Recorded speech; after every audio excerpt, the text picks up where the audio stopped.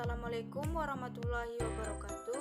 Saya Messi Putri Anggelia dengan NIM 201020404022 dari kelas 4C Tadris Biologi dengan dosen pengampu mata kuliah media pembelajaran yaitu Ibu Titin Mayuri Siska MPD. Baiklah, di sini saya akan menjelaskan tentang struktur dan fungsi tumbuhan. Adapun tujuan dari pembelajaran yaitu menjelaskan struktur fungsi akar, batang, daun, dan bunga. Yang kedua, menjelaskan struktur dan fungsi jaringan tumbuhan. Yang ketiga, membandingkan struktur jaringan yang menyusun akar, batang, daun, dan bunga. Selanjutnya, adapun organ tumbuhan. Yang pertama, organ vegetatif yaitu akar, batang, dan daun. Yang kedua, organ generatif yaitu bunga. Selanjutnya, adapun dari struktur akar. Struktur dalam akar terdiri dari epidermis, korteks, endodermis, dan silinder pusat. Struktur luar akar terdiri dari leher akar, batang akar, cabang akar, serabut akar, rambut akar, dan tudung akar. Adapun fungsi dari akar yaitu menyokong dan mengikat tubuh tumbuhan pada tanah sebagai tempat untuk menyimpan cadangan makanan, menyerap air dan garam-garam mineral yang terlarut oleh rambut akar, sebagai alat perkembangbiakan vegetatif pada tumbuhan, menegakkan batang tanaman. Selanjutnya adapun struktur batang. Struktur batang yang pertama yaitu epidermis. Epidermis batang terdiri dari selapis sel yang tersusun rapat tanpa adanya ruang antar sel.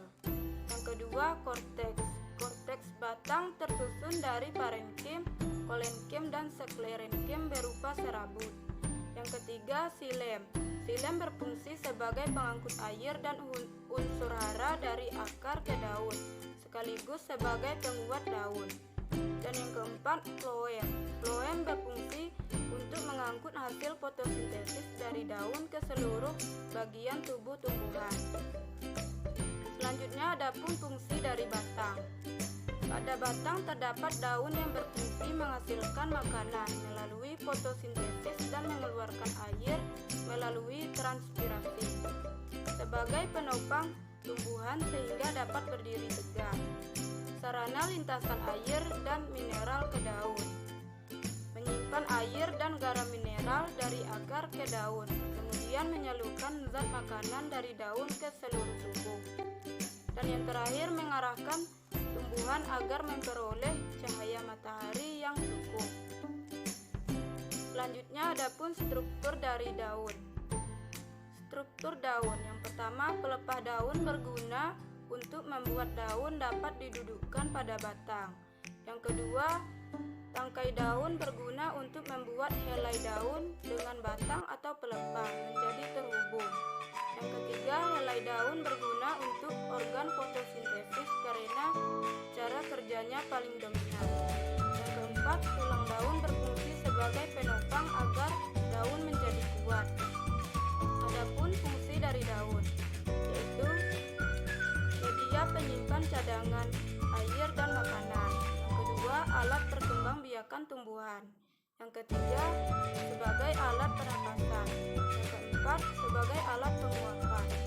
Dan yang terakhir, sebagai media untuk mutasi. Selanjutnya adapun struktur bunga. Struktur bunga terdiri dari benang sari. Benang sari adalah organ reproduksi jantan pada bunga. Benang sari memiliki fungsi beberapa bagian, antara lain filamen atau tangkai sari dan aster atau kepala sari. Yang kedua, putih. Putih adalah bagian reproduksi betina dari bunga. Yang ketiga, mahkota. Mahkota bunga merupakan salah satu peritrium atau perhiasan bunga. Yang keempat, bakal biji. Bakal biji adalah tempat yang digunakan oleh tumbuhan berbiji untuk menyimpan ovum atau sel telur. Yang kelima, kelopak bunga. Kelopak bunga adalah bagian terluar dari